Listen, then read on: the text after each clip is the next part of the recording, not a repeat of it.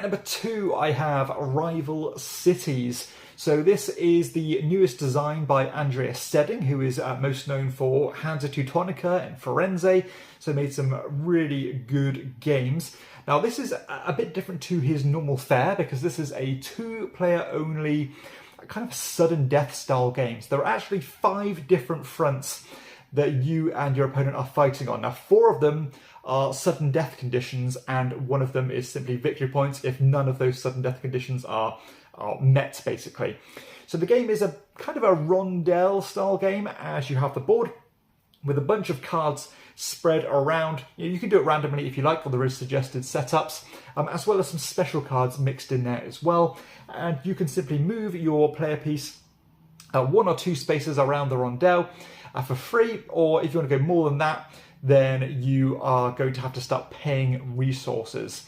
Now, the different fronts you're fighting on are kind of several tug-of-war tracks, as well as some set collection, and there is a kind of a strong thread of resource management going on behind the scenes to get those cards that you need. So I suppose we'll start with the different ways to win.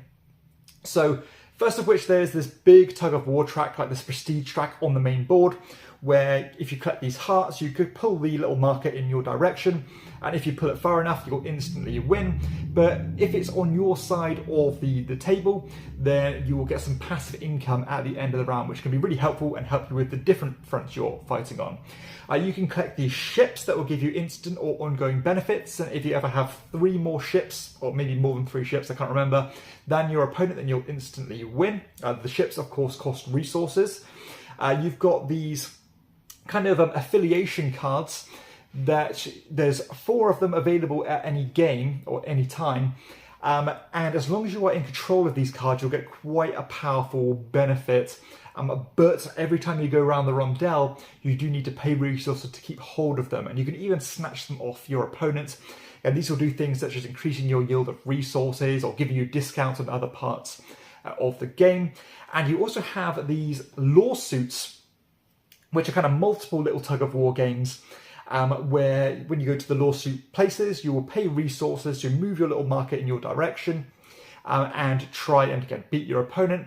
But unlike the main tug-of-war board, these ones are resolved at the end of every round. So even if you are slightly ahead of your opponent, you will win that lawsuit and get the benefit from it. And if you ever collect, I think it's 3 lawsuits, you'll instantly win the game. But there are lots of ways to manipulate the state of play by shifting those lawsuits around so that maybe the ones you're struggling on will be pushed back into a couple of rounds' time, and you can focus on the other ones and use that time to catch back up.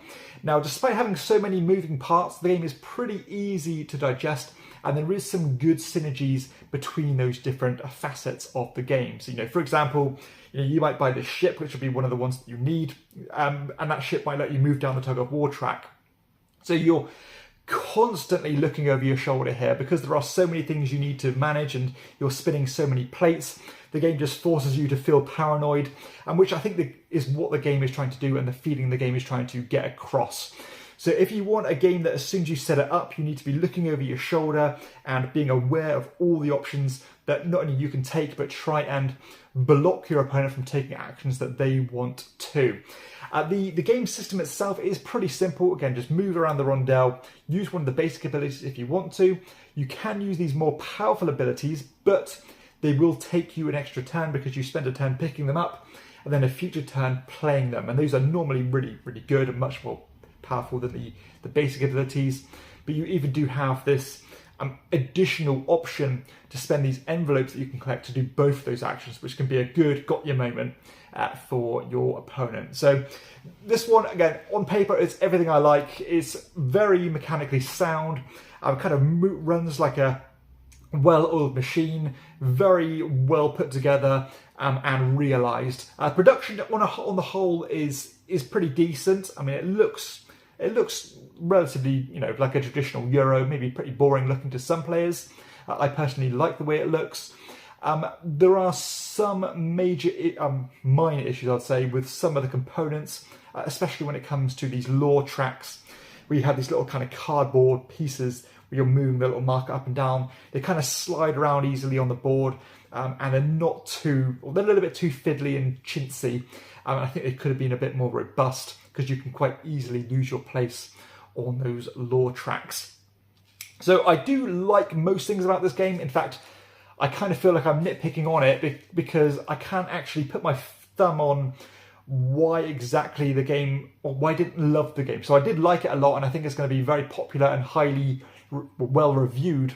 But the game did feel a little bit soulless to me, and I didn't really connect with it, if that makes sense. I kind of felt like I was looking at the game from a bird's eye view, and I could appreciate it, but I didn't really feel like I was not enjoying it, but I didn't really feel like this is a game that I want to keep coming back to.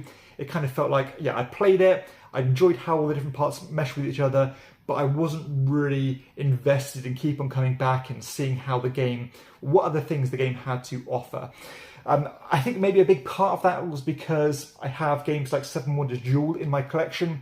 I think Seven Wonders Duel has a slightly elevated fun factor as compared to Rival Cities, but I do think if you like one, you like the other, and if there's room in your collection for two games that are, I'm not going to say they're similar, but they do have some crossover, then you will probably have space in your collection for both of them, and you won't regret having both of them in your collection.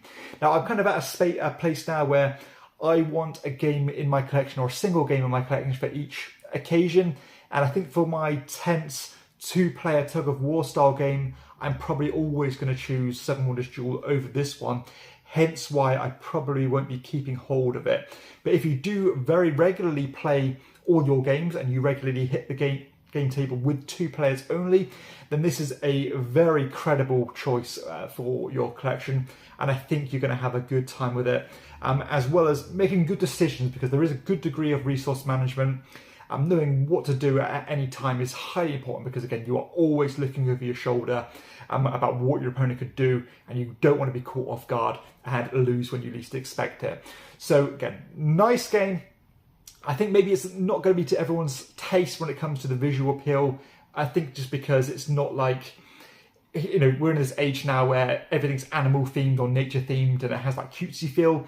This one has, again, a more traditional early 2000s look to it, which doesn't seem to be the thing in trend at the moment. So that might work against it. But gameplay, it is rock solid. That is Rival Cities at number 2.